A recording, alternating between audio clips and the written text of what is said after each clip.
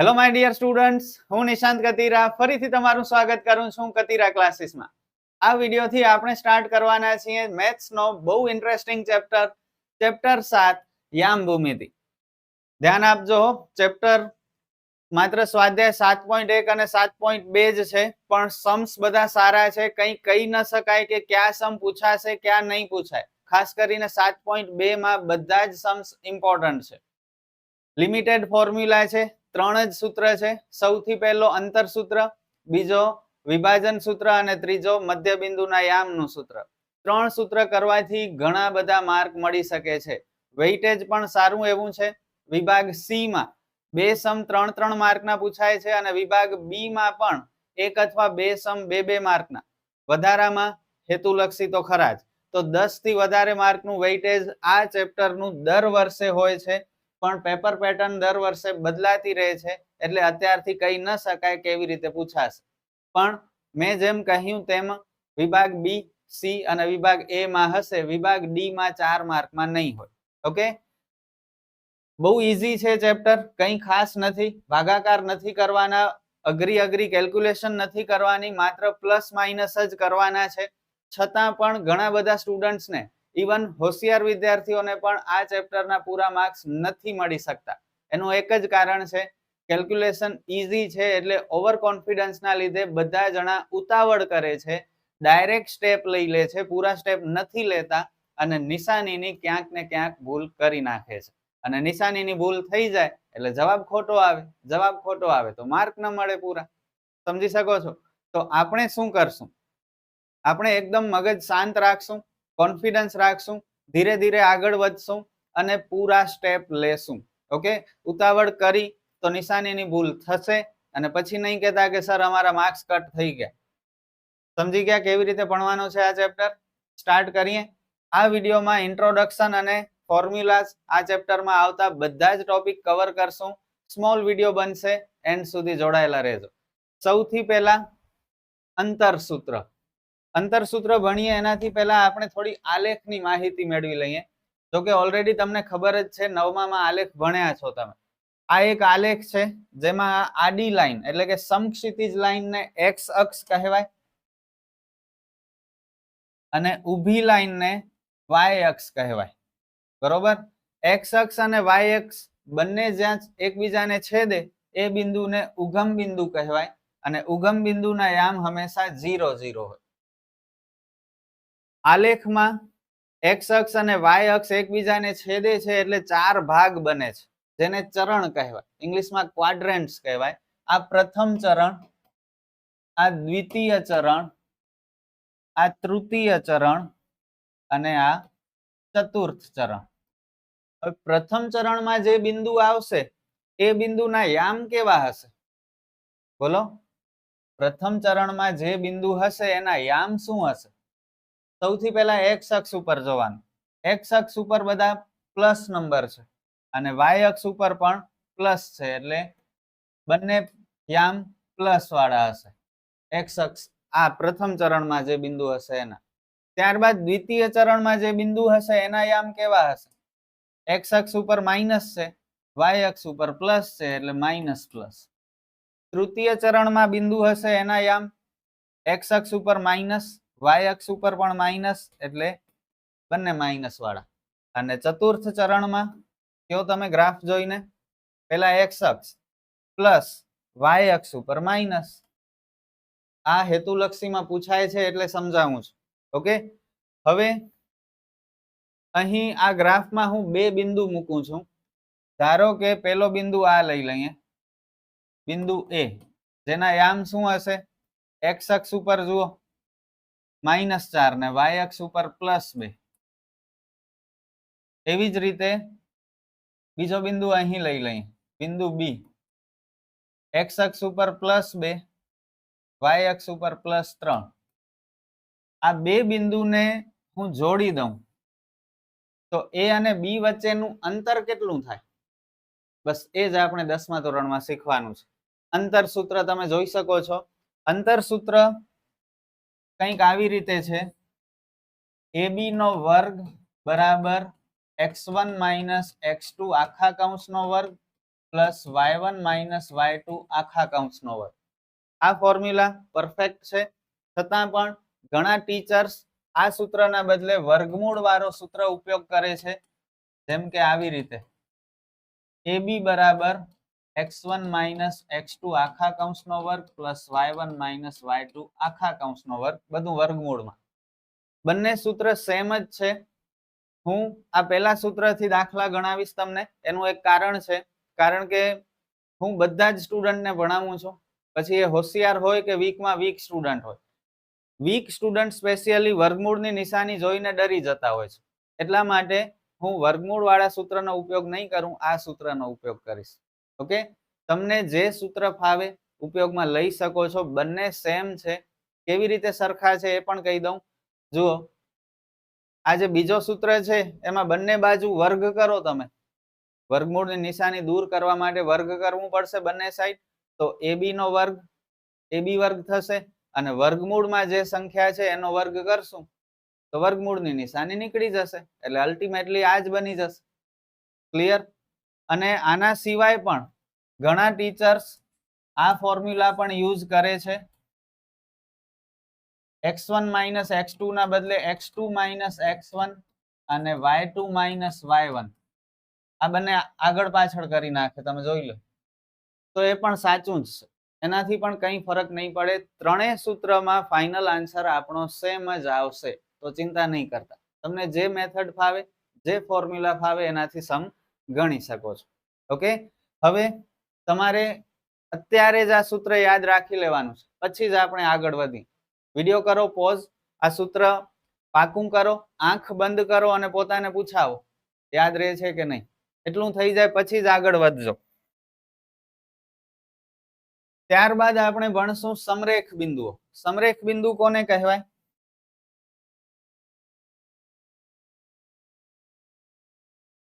અહીં હું એક લાઈન દોરું છું.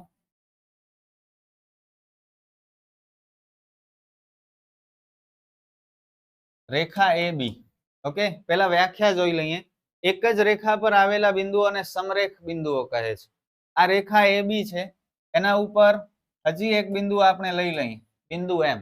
ગમે ત્યાં લો, સેન્ટરમાં લેવું જરૂરી નથી. ઓકે, સ્વાધ્યાય 7.1 માં આપણને એક ક્વેશ્ચન હશે, 3 બિંદુ આપેલા હશે અને આપણને પૂછશે કે આ ત્રણેય બિંદુઓ સમરેખ બિંદુઓ છે કે નહીં તે ચકાસો. કેમ કરશું? અંતર સૂત્રનો ઉપયોગ કરવો પડશે.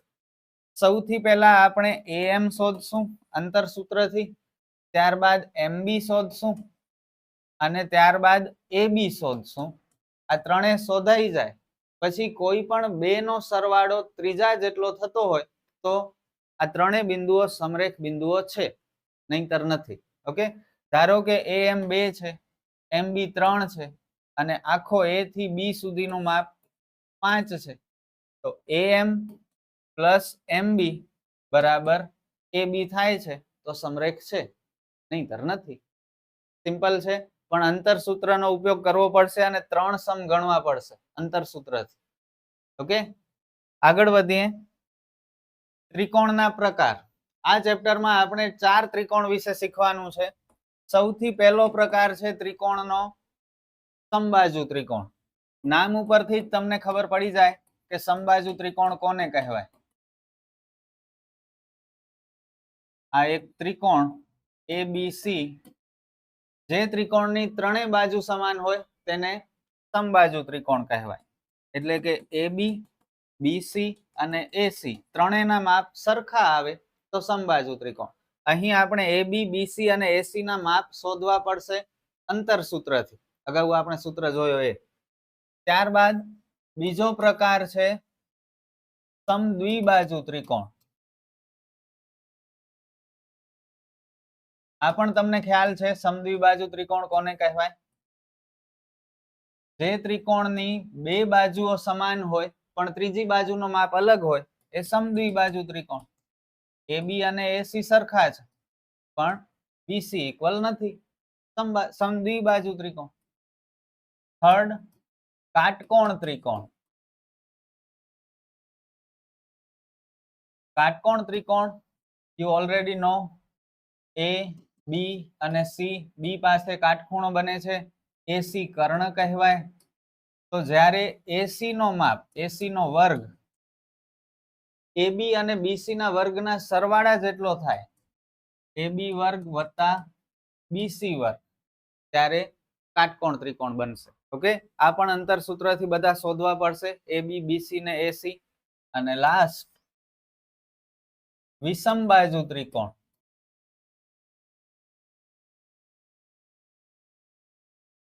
વિષમ બાજુ ત્રિકોણ એટલે જે ત્રિકોણની ત્રણેય બાજુના માપ જુદા જુદા હોય, એબી, બીસી અને એસી ત્રણેયના માપ અલગ અલગ આવતા હોય, એટલે કે સરખા ન હોય, એટલે વિષમ બાજુ ત્રિકોણ. ક્લિયર? ચારે ચાર ત્રિકોણ સ્વાધ્યાય 7.1 માં આવશે હો આ બધું. આગળ વધીએ. ચતુષ્કોણના પ્રકાર. જેમ ત્રિકોણના 4 પ્રકાર આપણે ભણ્યા, એવી રીતે ચતુષ્કોણના પણ 4 પ્રકાર ભણવાના છે. સૌથી પહેલા ચોરસ. ચોરસ તમને ખ્યાલ છે, ચોરસની ચારે બાજુ સમાન હોય. ઉપરાંત આ જે બંને વિકર્ણ છે એસી અને બીડી એ પણ સમાન હોવા જોઈએ. તો એબી, બીસી, સીડી અને એડી આ ચાર બાજુના માપ સમાન. વધારામાં બંને વિકર્ણ એસી અને બીડી પણ સરખા. 6 દાખલા ગણવા પડશે અંતર સૂત્રથી. દાખલો થોડો મોટો થશે, મહેનત વધારે થશે, પણ કરવી પડશે. ઓકે, એવી જ રીતે બીજો ચતુષ્કોણનો પ્રકાર આપણે જોઈએ, લંબચોરસ. લંબચોરસ થી પણ તમે લોકો પરિચિત છો. એ, બી, સી અને ડી સામસામેની બાજુ સમાન હોય. એબી અને સીડી સરખા હોય અને બીસી ને એડી સરખા હોય.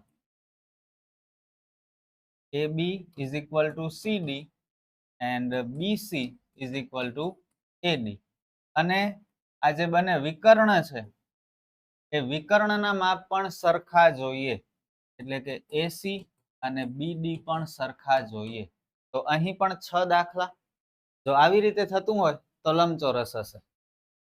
ત્રીજો પ્રકાર સમાંતર બાજુ ચતુષ્કોણ.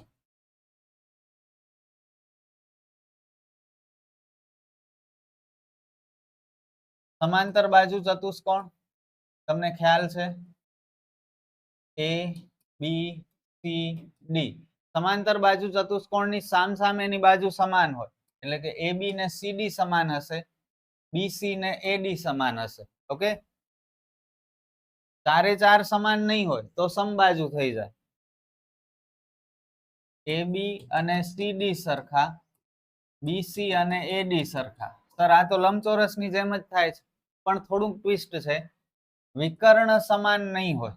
તમે જોઈ શકો છો, એસી નાનો માપ છે ને બીડી મોટો માપ છે, અથવા એસી મોટો હશે, બીડી નાનો હશે. વિકર્ણ સરખા નહીં થાય, બાકી સામસામેની બાજુઓ સમાન થશે, તો એ સમાંતર બાજુ ચતુષ્કોણ હશે. અને લાસ્ટ સમબાજુ ચતુષ્કોણ.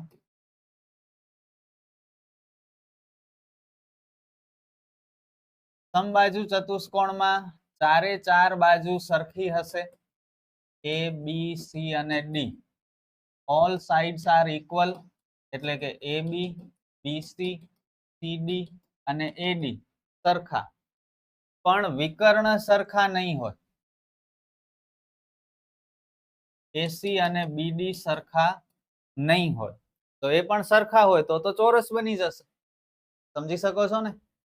તો આ 4 ચતુષ્કોણના પ્રકાર આપણે સમજ્યા. આના રિલેટેડ સ્વાધ્યાય 7.1 માં સમ્સ આવશે, જે આપણે સોલ્વ કરશું, ત્યારે વધારે તમને ખબર પડશે. અત્યારે એક્સેપ્ટ કરતા જાઓ. આગળ વધીએ. નેક્સ્ટ પોઈન્ટ, વિભાજન સૂત્ર મોસ્ટ ઇમ્પોર્ટન્ટ. જો અહીં એક હું લાઈન દોરું છું,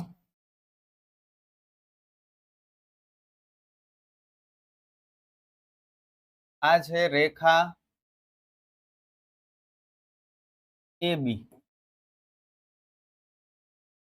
રેખા AB ઉપર કોઈ એક બિંદુ છે M. ઓકે, સેન્ટરમાં નથી. હવે આ બિંદુ M રેખા AB ના બે ટુકડા કરે છે. એક આ ટુકડો, નાનો ટુકડો, અને આ બીજો મોટો ટુકડો. તો આપણે એમ કહી શકીએ કે બિંદુ M એ રેખા AB નું વિભાજન કરે છે કોઈ પણ ગુણોત્તરમાં. ધારો કે આ ભાગ 1 હશે, આ ભાગ 3 હશે અથવા 2 હશે, કંઈ પણ અત્યારે આપણે લઈ લઈએ નંબર્સ, તો આપણે કહી શકીએ કે બિંદુ M એ રેખાખંડ AB નું 1:3 ના ગુણોત્તરમાં વિભાજન કરે છે. બિંદુ A ના કંઈક યામ હશે, એટલે કે પોઈન્ટ્સ આપેલા હશે. M ના યામ આપણે જો શોધવા હોય તો એના માટે વિભાજનનો સૂત્ર કામ આવે, અને વિભાજનનો સૂત્ર છે xy બરાબર m1x2 પ્લસ m2x1 છેદમાં m1 પ્લસ m2 અને m1y2 પ્લસ m2y1 છેદમાં m1 પ્લસ m2. તમે કહેશો સર આ શું છે 1 ને 2 ને m1 m2 x1 x2? કંઈ નથી, બહુ સિમ્પલ છે. ઓકે, અત્યારે પહેલી નજરમાં કદાચ તમને હાર્ડ લાગશે, મોટો લાગશે આ સૂત્ર, પણ એકચ્યુઅલી બહુ જ ઈઝી છે. જુઓ, આ x યામ માટેનો સૂત્ર અને આ y યામ શોધવાનો સૂત્ર. m1 અને m2 ગુણોત્તર છે, રેશિયો છે, જે ક્વેશ્ચનમાં આપેલું હશે. આ 1:3 આપણે લીધો ને, તો m1 1 થશે, m2 3 થશે. x1 x2 બિંદુ A ના અને B ના શિરોબિંદુમાંથી મળી જશે. m1 m2 ગુણોત્તર છે એટલું અત્યારે યાદ રાખો. સૂત્ર કેવી રીતે ઈઝીલી યાદ રાખશો? 1 ની સાથે 2 લેવાનું ને 2 ની સાથે 1 લેવાનું. એમ કરશો તો જલ્દી યાદ રહી જશે. આગળ વધીએ એનાથી પહેલા વિડીયો પોઝ કરો અને આ ફોર્મ્યુલા પાકું કરી લો. આંખ બંધ કરીને પોતાને પૂછાવી લો, એટલે અત્યારે જ તમને આવડી જશે. આગળ જ્યારે સમ કરશું ત્યારે કોન્ફિડન્સ બહુ વધી જશે. ઓકે, મારી વાત માનશો તો ફાયદો જ થવાનો છે તમને. પાકું કરી લો. પછી આગળ વધીએ. મધ્યબિંદુના યામ. મધ્યબિંદુ તો બહુ સહેલું. અહીં એક મેં રેખા દોરી, રેખા AB. રેખા AB ઉપર એકદમ વચ્ચે બિંદુ M છે, મધ્યમાં છે, એટલે મધ્યબિંદુ કહેવાય. ઓકે, હવે આ બિંદુ M ના યામ આપણે કેમ શોધી? એના માટે મધ્યબિંદુના યામનો સૂત્ર કામ આવશે. મધ્યબિંદુના યામ બરાબર x1 પ્લસ x2 છેદમાં 2 અને y1 પ્લસ y2 છેદમાં 2. બસ આટલું ઈઝી છે. x1 પ્લસ x2 છેદમાં 2 અને y1 પ્લસ y2 છેદમાં 2. x1 y1 x2 y2 કોને કહેવાય સમ કરશું ત્યારે ખબર પડી જશે. અત્યારે એક્સેપ્ટ કરતા જાઓ, સૂત્ર અત્યારે પહેલા પાકા કરી લો, સમ કરશું ત્યારે બધું જ આવડી જશે. આગળ વધીએ. હમણાં જ પાકું કરી પોતાને પૂછાવો. x અક્ષ પરના બિંદુનો y યામ હંમેશા શૂન્ય હોય. x અક્ષ પરના બિંદુનો y યામ શૂન્ય હોય. આ બહુ જ ઇમ્પોર્ટન્ટ છે. સમ કરશું ત્યારે આ બે મુદ્દાનો આપણે ઉપયોગ કરવો પડશે. અને y અક્ષ પરના બિંદુનો x યામ શૂન્ય હોય. કેવી રીતે સમજાવું તમને?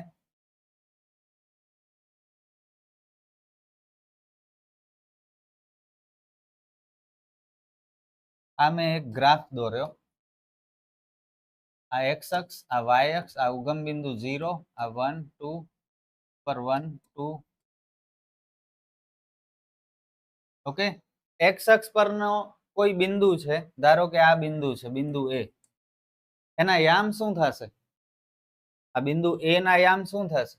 તમને ખ્યાલ છે જ્યારે કોઈ બિંદુના યામ આપણે લખવા હોય તો પહેલા x અક્ષ ઉપર જવાય. x અક્ષ ઉપર 2 અને y અક્ષ ઉપર, આ બિંદુ y અક્ષ ઉપર છે જ નહીં, માત્ર x અક્ષ ઉપર જ છે, એટલે y યામ આનું થશે 0. હવે સરખાવો. x અક્ષ પરના બિંદુનો y યામ શૂન્ય હોય, થાય છે. એવી જ રીતે y અક્ષ ઉપર આપણે કોઈ બિંદુ લઈ લઈએ. ધારો કે આ બિંદુ લઈ લઈએ B. આના યામ શું થાય? પેલા x અક્ષ ઉપરનો યામ, x અક્ષ ઉપર તો છે જ નહીં એટલે 0. y અક્ષ ઉપર -1. તો y અક્ષ ઉપર આ બિંદુ B આવેલો છે જેનો x યામ 0 થાય. ક્લિયર? અને બે બિંદુઓ વચ્ચેનું અંતર ઋણ ન હોઈ શકે. કોઈ પણ બે બિંદુ વચ્ચેનું અંતર ક્યારે પણ માઇનસમાં નહીં હોય, ઓલવેઝ પ્લસ જ હશે. યાદ રાખજો. બસ આ ચેપ્ટરમાં આટલું જ છે. નેક્સ્ટ વિડીયોથી આપણે સ્વાધ્યાય 7.1 ના સમ સ્ટાર્ટ કરશું. બહુ ઇન્ટરેસ્ટિંગ છે, બહુ મજા આવશે ચેપ્ટરમાં. સ્ટ્રેટેજી તમને ખબર છે, ઉતાવળ નથી કરવાની. શાંતિથી સમ કરવાના છે, પૂરા સ્ટેપ લેવાના છે અને ધીરે ધીરે આખો સમ પૂરો કરીને પૂરા માર્ક લેવાના છે. આપણે ફરી મળીએ નેક્સ્ટ વિડીયોમાં. All the best.